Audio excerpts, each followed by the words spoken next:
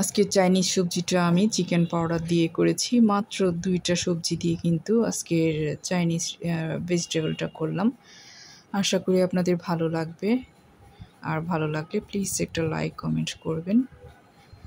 আর YouTube থেকে যারা দেখবেন আমার চ্যানেলটাকে সাবস্ক্রাইব করে রাখবেন। আর যারা ইতিমধ্যে সাবস্ক্রাইব করেছেন সবার জন্য অনেক অনেক ভালোবাসা আর শুভকামনা রইল। তাহলে চলুন মজার এই চাইনিজ ভেজিটেবলটা আমি একদম সহজভাবে কীভাবে করেছি সেটা আপনাদের সাথে রেসিপিটা শেয়ার করি। এই যে প্রথমে চুলায় আমি একটা পাত্র বসিয়ে দিয়েছি। এখানে 2 টেবিল চামচের মতো দিয়েছি সয়াবিন তেল। হালকা আছে তেলটা গরম হয়ে আসলে আমি দিয়ে দিব এখানে রসুন কুচি 1 টেবিল চামচ, আদা কুচি দিয়ে দিব 1/2 টেবিল চামচ। আমি গ্রেটারে গ্রেট করে নিয়েছিলাম। এগুলো একটু ভেজে নিব মিনিট খানেক। হালকা একটু গোল্ডেন ব্রাউন করে কিন্তু ভেজে নিতে হবে, যাতে এটার যে একটা কাঁচা ভাব আছে সেটা চলে যায়। আমি আগে থেকে পেঁপে আর গাজর একদম পাতলা করে কেটে নিয়েছি, একটু লম্বা লম্বা করে। এই যে দেখেন এভাবে করে আমি একদম পাতলা করে কেটে নিয়েছি। এটা আগের থেকে আমি সিদ্ধ করি নাই, আমি এখানে এটা সিদ্ধ করে নিব। আপনারা চাইলে আগেও সিদ্ধ করে নিতে পারেন, রান্নার আগেও সিদ্ধ করে নেওয়া যায়। আসলে খুব বেশি সিদ্ধ করতেও হয় না। এখন আমি দিয়ে দিয়েছি 1/2 চা চামচের মতো লবণ দিয়ে এখন আমি একটু পানি দিয়ে দিব 1 গ্লাস পরিমাণ। পানিটা দিয়ে আমি প্রথমে এই সবজিটাকে সিদ্ধ করে নেব। 10-12 মিনিটের মতো একটু সিদ্ধ করে নিব। খুব বেশি সময় লাগে না, আসলে সিদ্ধ হয়ে যায় খুব তাড়াতাড়ি। আর একদম সিদ্ধ করে কিন্তু গলে ফেলা যাবে না, তাহলে সবজিটা ভেঙে যাবে। আমি 10-12 মিনিটের মতো একটু সেদ্ধ করে নিয়েছি। এখন দিয়ে দিয়েছি এখানে চিকেন। দেখতে পাচ্ছেন আমি প্রায় 1/4 কাপ চিকেন দিয়েছি এখানে। আমার চিকেনটা ছিল ব্লেন্ড করা বুকের মাংস।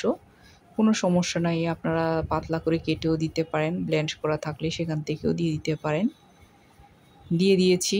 এরপরে দিয়ে দিচ্ছি দেখেন সবার পরে ক্যাপসিকাম আর পেঁয়াজ এইভাবে কেটে নিয়েছি। আর কয়েকটা কাঁচামরিচ আমি মাঝখান থেকে ফালি করে নিয়েছি।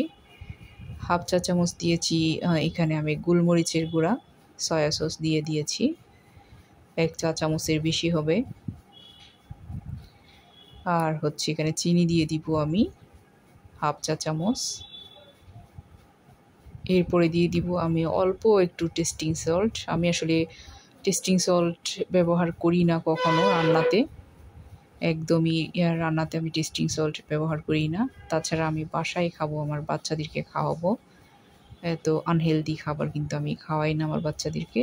আজকে একটু ট্রাই করে দেখলাম আসলে কেমন হয়। এই যে এইটুকু আমি টেস্টিং সল্ট দিয়েছি, এটা না দিলেও চলবে। এখন জাস্ট নেড়ে চেড়ে আমি দিয়ে দিব এখানে কর্নফ্লাওয়ার। আমি 1 টেবিল চামচ কর্নফ্লাওয়ার নিয়ে নিয়েছি। 1 টেবিল চামচ কর্নফ্লাওয়ারের সাথে আমি এখানে দিয়ে দিব 1 মগের মতো পানি। এই যে দেখেন নর্মাল পানি দিয়ে গুলে নিয়েছি। এখন পানিটা দিয়ে একটু নেড়ে চেড়ে নিব। পানিটা দিয়ে একটু নাড়তেই দেখা যাবে যে এই গ্রেভিটা একটু ঘন হয়ে এসেছে, যেহেতু কর্নফ্লাওয়ার দিয়ে দিয়েছি এটা ঘন হয়ে যাবে। ঘন হয়ে গেলে কয়েক মিনিট একটু নাড়াচাড়া করে তারপর নামিয়ে নিলেই রান্না রেডি হয়ে যাবে চাইনিজ সবজি। এটা যেহেতু খুব বেশি আসলে নরম খাওয়া হয় না, একটু হালকা শক্ত ভাব থাকে। আর এটা গরমে সিদ্ধ হয়ে যাবে আসলে। এই পর্যায়ে যদি আপনারা কয়েক মিনিট রান্না করে নামিয়ে ফেলেন, গরমেই এটা সিদ্ধ হয়ে যাবে। আমি একটু লবণটা চেক করে দেখতেছি সব কিছু ঠিক আছে কিনা। আপনারাও চেক করে দেখবেন। এই পর্যায়ে কিছু লাগলে দিয়ে দিবেন। আমার সব কিছু একদম পারফেক্ট। এখন আমি কয়েক মিনিট একটু জাল করে এটা নামিয়ে নিব। নামিয়ে যে যার পছন্দ মতো পরিবেশন করে নেবেন।